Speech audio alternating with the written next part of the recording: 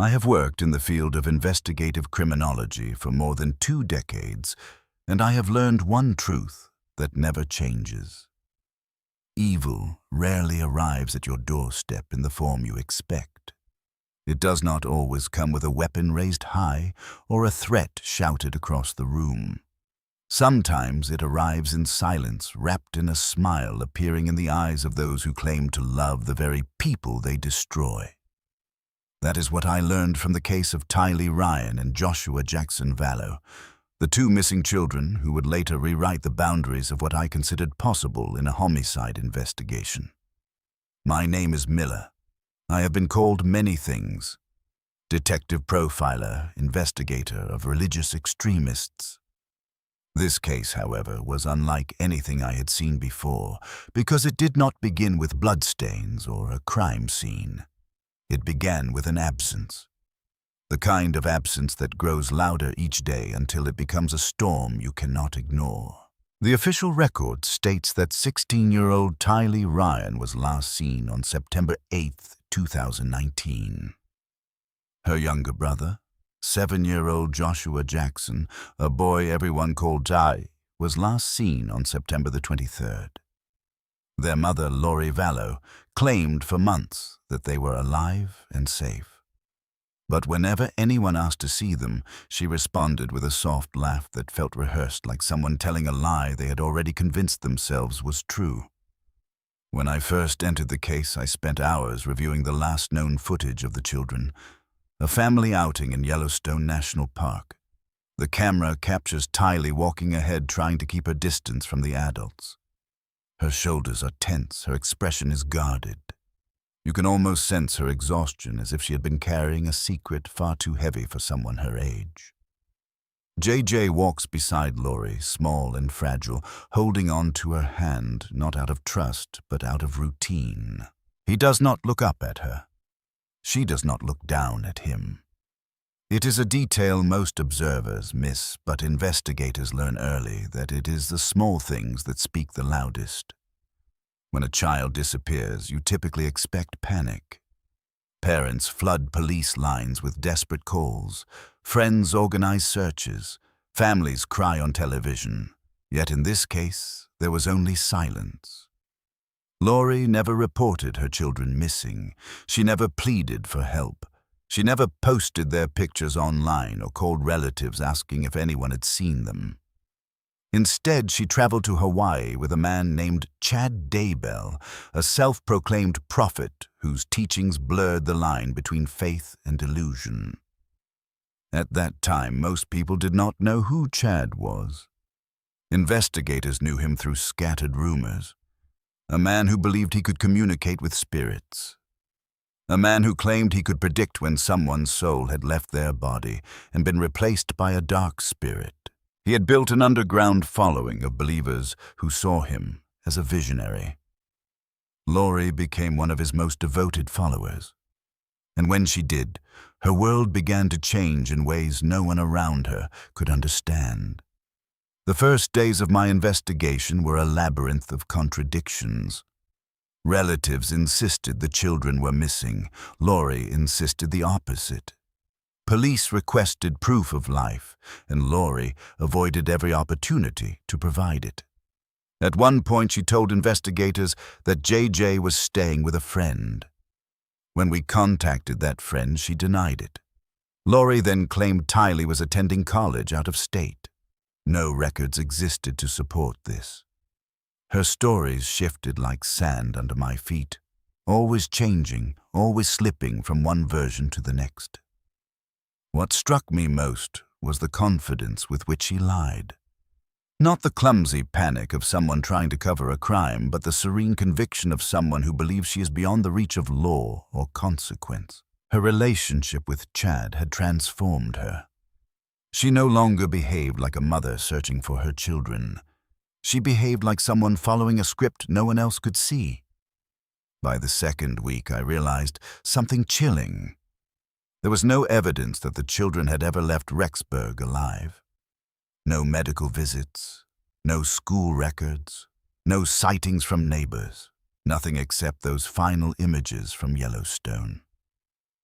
When people vanish, it is not the disappearance that frightens investigators the most.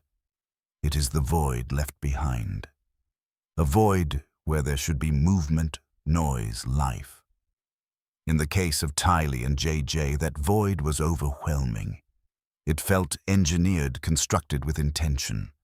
Every clue seemed to point to a single conclusion. Someone had worked very hard to erase these children from existence.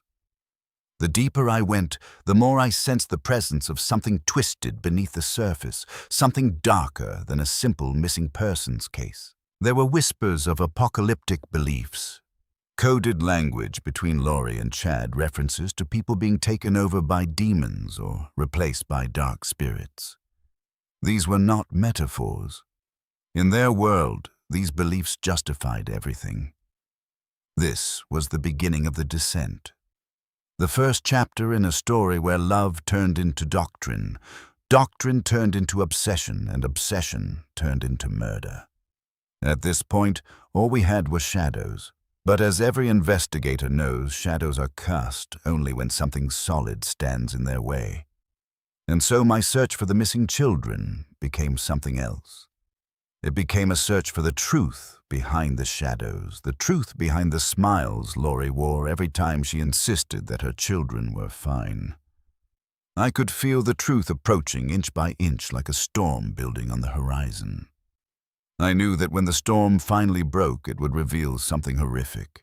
This is the beginning of the Miller Files investigation into the disappearance of Tylee Ryan and Joshua Jackson Vallow. The truth is rarely kind. In this case, it would prove devastating. There is a moment in every investigation when the questions grow louder than the answers, and the silence surrounding the truth becomes unbearable.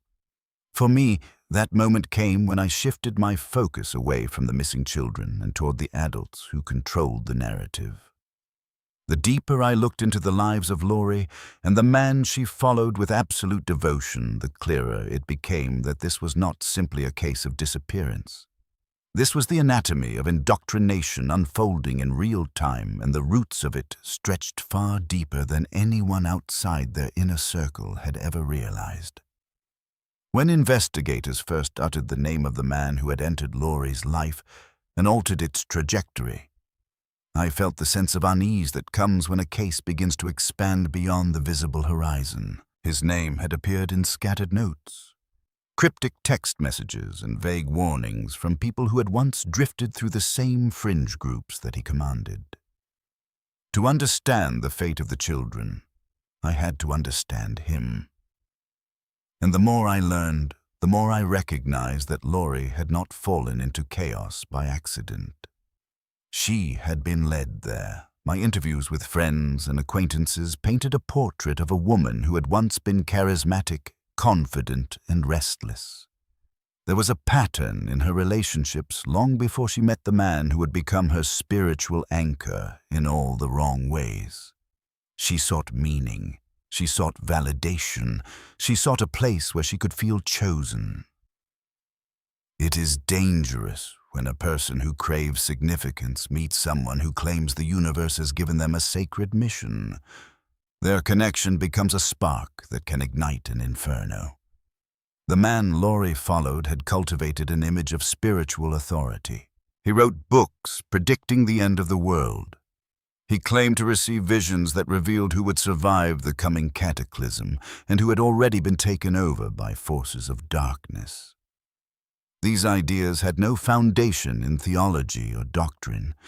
They were inventions designed to place him at the center of a cosmic narrative only he could interpret, and people followed him because he offered them something intoxicating: certainty.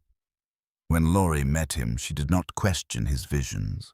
She absorbed them. She repeated them. She amplified them. Her identity began to dissolve into his mythology.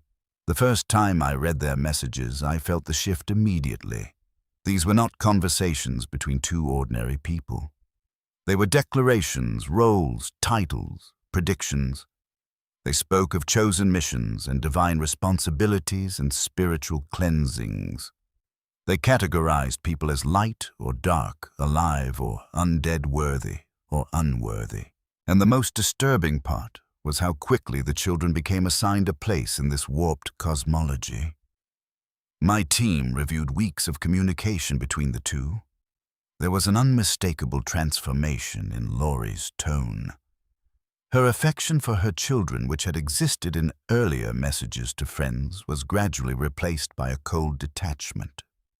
She began referring to them as obstacles, as distractions, as beings whose spirits had been altered or compromised. The language of a mother was replaced by the language of a zealot. It became clear that the children were no longer people in her eyes. They had become symbols of impurity in a belief system built on delusion. And once someone stops seeing a human being as a human being, the boundaries of what they are willing to do begin to fracture. In one message, the man Laurie revered claimed that her daughter had been overtaken by a dark entity weeks before her disappearance. He spoke as though her death was inevitable, as though her body no longer belonged to her. When I read those words, I realized that the justification for what happened to the children had been planted long before they vanished. Their fate was not the result of chaos. It was the result of doctrine. As I reconstructed the timeline, the relationship between Laurie and her spiritual mentor became a staircase descending into fanaticism. Each step pulled her farther from reality and deeper into a world where she believed she had a divine obligation to purify those around her. Their messages revealed a shared fantasy. In that fantasy, the end of the world was imminent. They believed they were preparing for a celestial war. They believed that removing dark spirits was a sacred act. And tragically, they believed the children had become vessels for those spirits. My colleagues and I spent countless hours cross-referencing their communications with events unfolding in their personal lives. Patterns emerged. People who challenged their beliefs became categorized as dark. People who questioned them became threats. And threats had a way of disappearing or dying under inexplicable circumstances. During one interview, a relative of Laurie's described her transformation with a kind of haunted disbelief. She said Laurie had begun speaking in absolutes. There was no nuance, no gray area.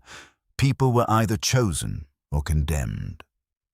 She spoke of spiritual ratings assigned to family members of portals and missions and sacred tasks.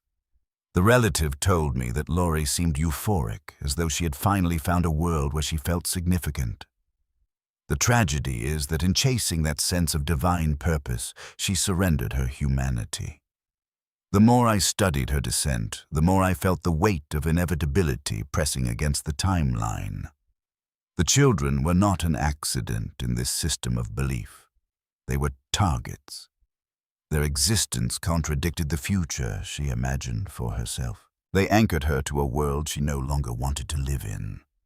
And once the man she worshipped declared that the children were spiritually compromised, the stage was set. Understanding this ideology was essential. It allowed us to predict behavior, identify motives, and see through the facade Laurie presented to law enforcement. She smiled through every interrogation because in her mind, she was not hiding a crime. She was protecting a mission. Her lies were not attempts to conceal guilt. They were acts of devotion. That realization shifted the entire investigation. We were no longer searching for missing children in the traditional sense. We were unraveling a belief system that had rewritten their identities before erasing their lives.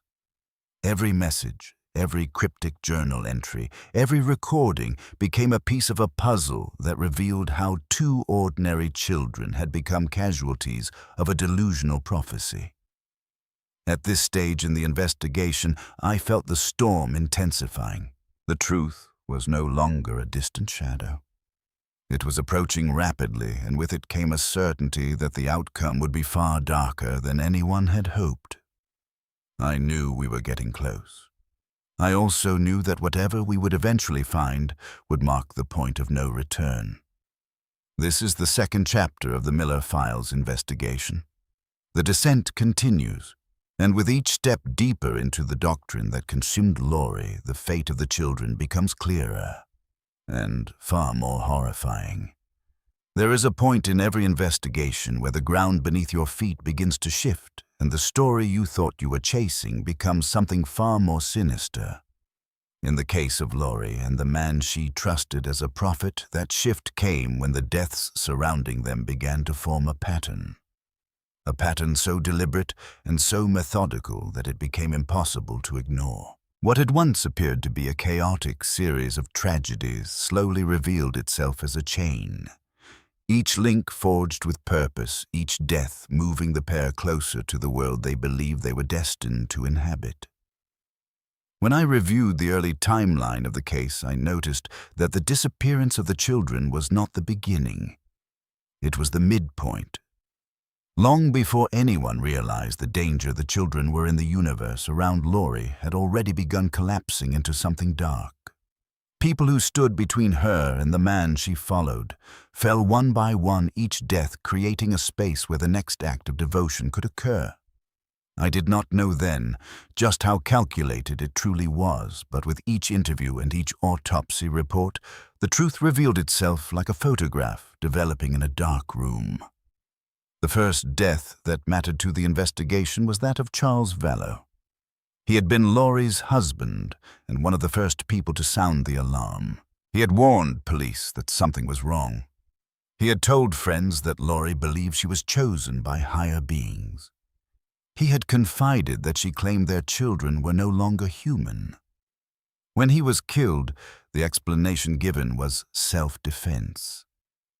Laurie's brother claimed Charles had attacked him, yet the details of that day never aligned. The positions of the bullet wounds, the inconsistencies in the story, the eerie calm Laurie displayed at the scene. I have worked many domestic homicide cases. Rarely do people behave with serenity when their spouse has just died. Laurie did. She smiled. She made small talk. She asked no questions. And that to me was the first sign that Charles's death was not a tragedy. It was a step. The second death occurred months later. This time it was the wife of the man Laurie would eventually marry. Her name was Tammy. A healthy woman active in her community, devoted to her children. She died suddenly in her home, and the cause was listed as natural. But when you have read as many death reports as I have, you recognize when something feels wrong.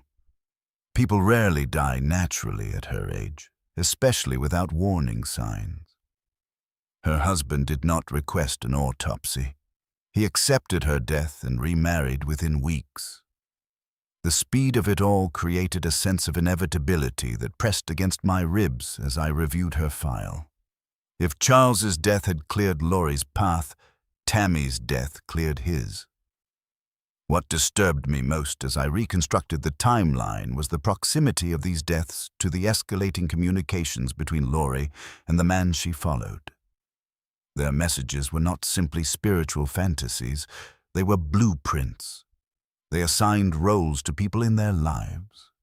Some were deemed essential, others were labeled dark. Once someone was labeled dark, their fate seemed sealed. They became replaceable.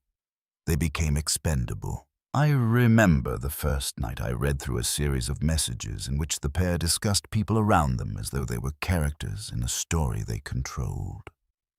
I sat in the dim glow of my office lamp, scrolling through lines of text, feeling a sense of dread settle in my chest. They spoke of spirits departing bodies. They spoke of portals opening. They spoke of purification. It was the language of a religion no one had preached before, because it was a religion crafted to justify harm. And in the center of this theology were the children assigned dark labels months before they vanished. There was another death, one that rarely appears in public discussions of the case, but is impossible to ignore. The death of Laurie's brother. He had been the one physically present during critical events. He had been the one who killed Charles. He had been the one near the children shortly before their disappearance. When he died suddenly in December 2019, the cause was labeled natural. Yet the proximity of his death to the unfolding investigation raised questions that still echo in my mind. People who hold dangerous secrets sometimes die at convenient times. Whether his death was orchestrated, accidental, or the result of the weight he carried, I cannot say with certainty. But what I do know is that the chain of deaths formed a circle around Lori and her partner, leaving them untouched at the center. As I analyzed these events, I began to understand that the children's disappearance was never incidental.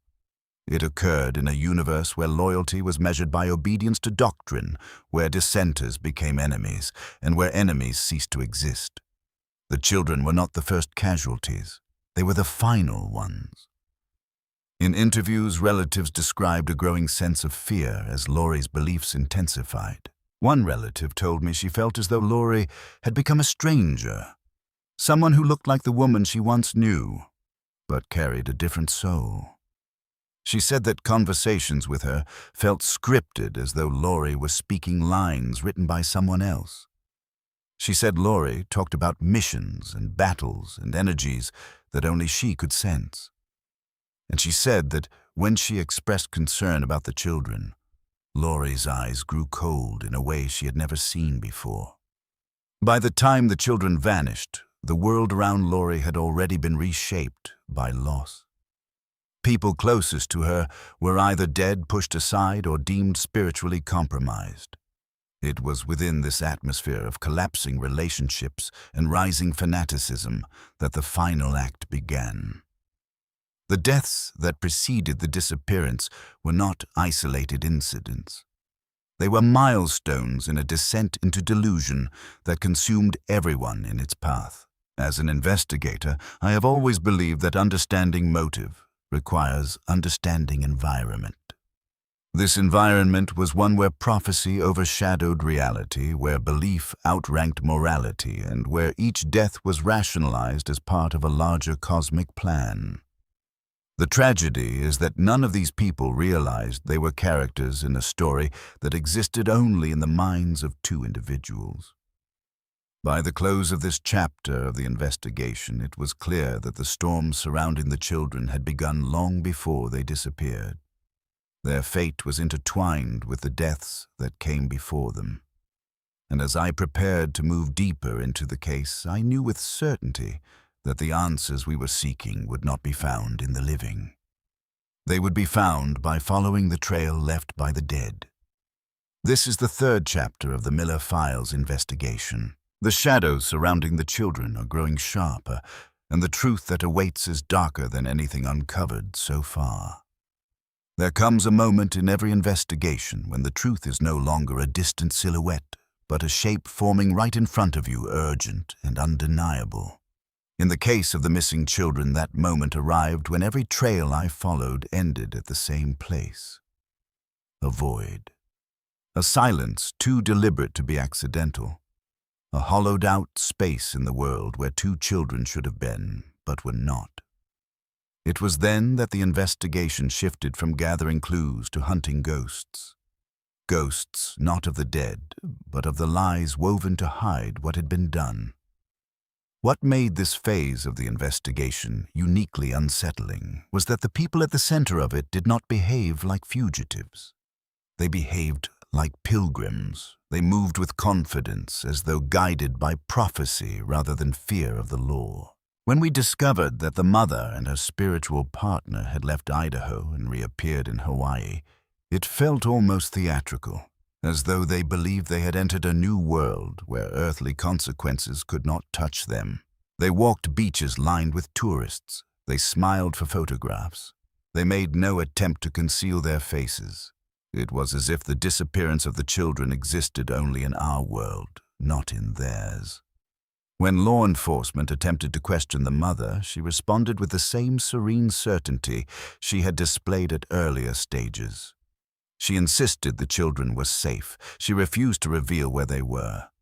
And each refusal carried the unmistakable cadence of someone reciting doctrine rather than defending truth. I remember watching footage of her walking past reporters, framed by sunlight and palm trees. Her smile was calm, her posture relaxed, and yet behind that calm was the echo of something sinister. It was the calm of someone who believed she had already been forgiven for crimes she had not yet admitted. When the court issued an order demanding that the children be produced within a specific time frame, I thought for a brief moment that the pressure might break the illusion she lived in, that she might surrender to reality. But when the deadline passed and she produced nothing, the truth became unavoidable. There were no children to produce. They were gone. And the void they left behind was now a crater widening with each passing day. This was the stage when the investigation transformed from an effort to locate missing persons into a pursuit of the truth behind an elaborate facade. My team and I, who combed through bank records, communication logs, travel documents, property deeds. We examined storage units the mother had rented. Inside one of them sat children's clothing toys, schoolwork, and photographs. Objects that felt frozen in time, objects that felt orphaned. As I stood inside that cold metal space, staring at a small backpack placed neatly on a shelf, I felt a heaviness settle inside me. People who intend to reunite with their children do not store away their lives like relics. We also discovered surveillance footage of her visiting the storage unit alone, carrying items one would expect to see in a child's bedroom, not in a place meant to store abandoned belongings. In each clip, she moved quickly, sometimes glancing over her shoulder, sometimes pausing in stillness, as though trying to decide what to keep and what to discard. It was the behavior of someone preparing for a life where those items no longer had a purpose. The more we uncovered, the more their world of prophecy unraveled into something far more human, something grounded not in visions but in guilt. And yet the pair continued to act as if they were untouchable. The man she followed returned to Idaho, only briefly attempting to maintain the illusion of normalcy even as the investigation expanded.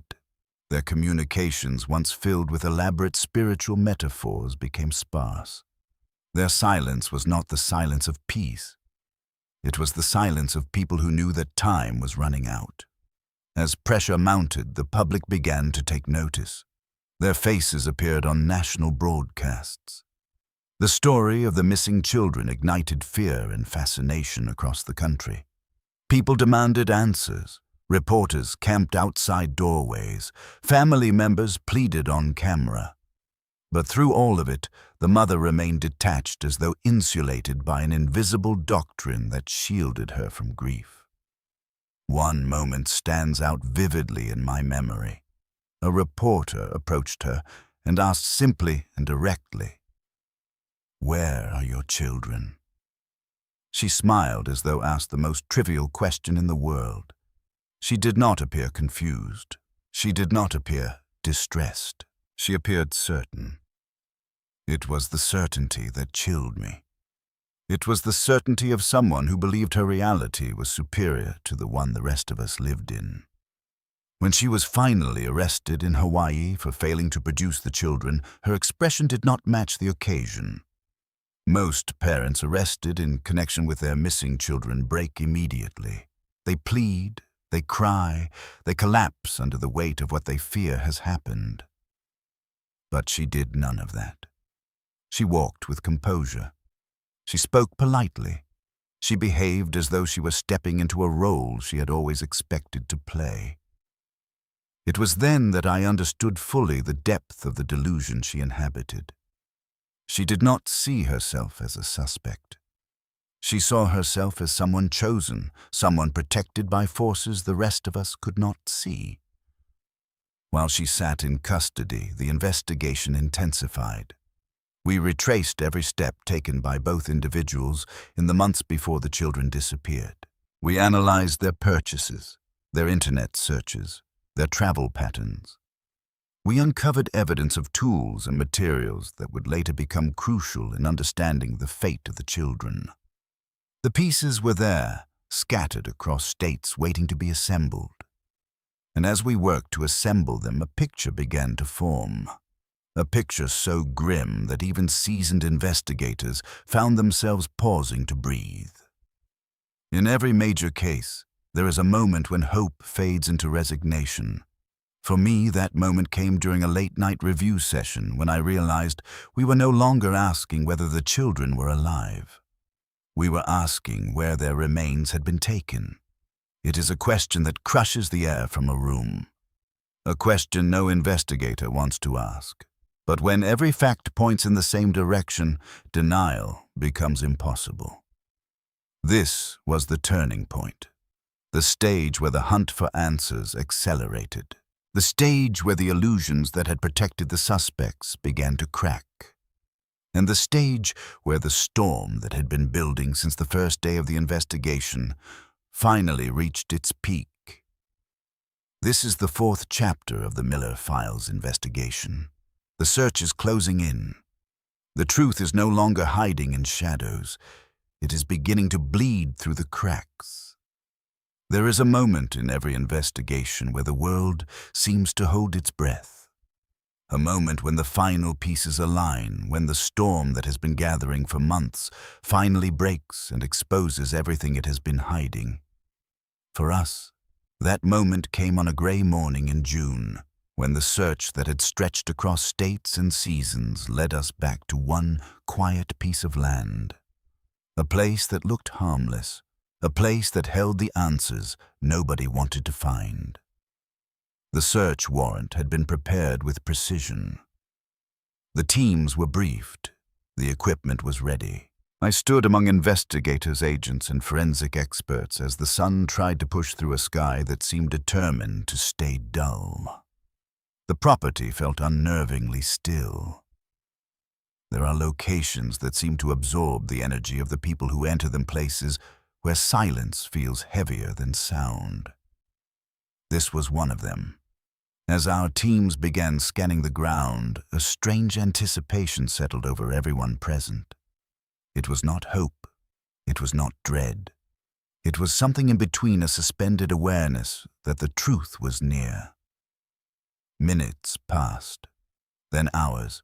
Then a signal came from one of the cadaver dogs. A bark, then another, then a third. Short, sharp, final. I had heard that pattern before in other cases. It always meant the same thing. We moved toward the spot. A patch of disturbed earth near an old tree. The kind of place that would seem ordinary to anyone passing by. The digging began carefully, each layer of soil removed with deliberate precision.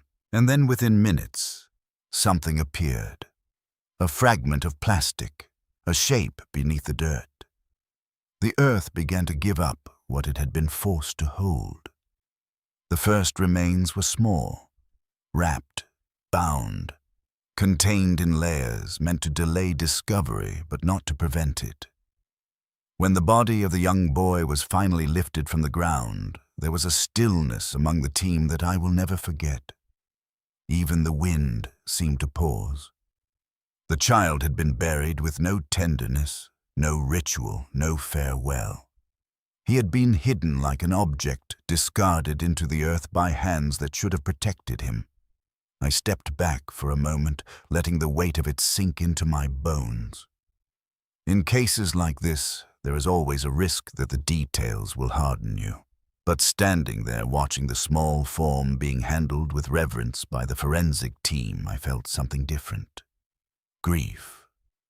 Not the kind that overwhelms, but the kind that sharpens, the kind that turns sorrow into resolve. We believed we would find one child.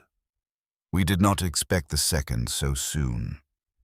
Yet as the search expanded, another signal appeared. This time near a fire pit. The soil there was darker ash mixed with earth, as though it had been reshaped by heat. Forensic experts approached slowly, aware that what lay beneath would not be intact. And they were right. The remains were fragmented, burned, and buried in pieces. The young girl had not simply been concealed. She had been erased. There is a particular kind of silence that falls over a team when they uncover something like that. It is not disbelief. It is not shock. It is a deep collective understanding that they are standing at the heart of something monstrous. I remember looking at the faces of the people around me. Hardened investigators, seasoned forensic specialists, and yet each of them carried the same hollow expression. It is difficult to witness the aftermath of cruelty. It is harder still when the victims are children. As the remains were catalogued and transported, a sense of finality settled in. The search was over. The bodies had been found. The truth long buried beneath lies and doctrine had surfaced. And with it came a wave of clarity. The ideology that had driven the suspects had always been an illusion, a fragile fantasy constructed to justify destruction. But fantasies crumble when confronted by physical evidence, and nothing is more undeniable than the weight of a child's remains. When the suspect was notified of the discovery, her reaction was disturbingly consistent with everything that had come before. No breakdown, no fear, no grief, simply silence. A silence that seemed to radiate certainty, as though she believed even the truth in front of her could not undo the story she had been living in. It was only later, when charges were formally announced, that the facade finally began to crack. Reality has a way of pressing itself onto those who try to escape it. As the case moved towards trial, details emerged that painted a clearer picture of what had happened in the final days of the children's lives. Evidence recovered from digital devices, testimony from those who had witnessed strange behavior, purchases that matched the materials found at the burial sites. Bit by bit, the story that the suspects had tried to bury came back to life, reconstructed from data debris and forensic truth. The trial was not the end of the story. It was only the public acknowledgement of something we had known since the day we stepped onto the property. The children had never left that land alive. They had been silenced by the very people who should have defended them. The ideology that justified their deaths collapsed under scrutiny. In the courtroom, stripped of her doctrine and her delusions, the mother did not look divine. She looked human, terrifyingly human, capable of believing so deeply in a fantasy that she destroyed everything real in her life to preserve it. When the verdict was delivered and the sentence pronounced, there was no celebration among the investigative team. Justice is not joy. Justice is an attempt to restore balance in a world tilted by cruelty. But nothing can restore the lives that were lost. Nothing can undo the choices that led to that quiet piece of land becoming a graveyard. In the end, what remains is not the doctrine or the delusion. It is the memory of two children whose lives were cut short by those who claimed to love them. Their names deserve to be spoken not as symbols, but as individuals. They deserved futures they never received. Standing there on the day we closed the case, I felt the storm that had followed us finally begin to fade. The truth had been unearthed. The ghosts had been given form. And the silence that once concealed the crime had been replaced by a silence of a different kind, a silence of acceptance, a silence of closure. This is the final chapter of the Miller Files investigation into the disappearance and death of the children. Evil often hides behind prophecy, behind belief, behind authority, but it cannot hide forever. Eventually, the earth gives up its secrets, and when it does, truth always rises.